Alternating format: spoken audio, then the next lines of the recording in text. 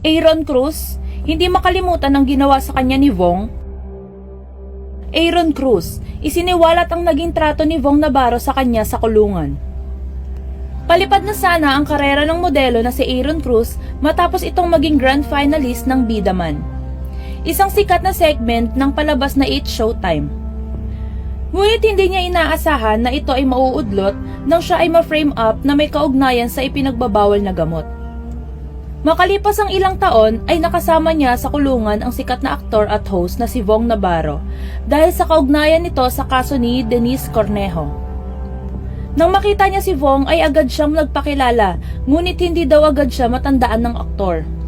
Kaya't nang dumalaw ang nanay ni Aaron ay ipinakita agad nito ang mga larawan kuha galing sa pagsali niya sa It's Showtime.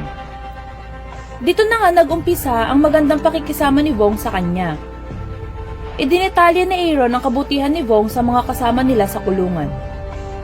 Ayon kay Aaron, mayroong natulungan si Vong na kasama sa kulungan na talagang walang-wala na dahil walang dalaw.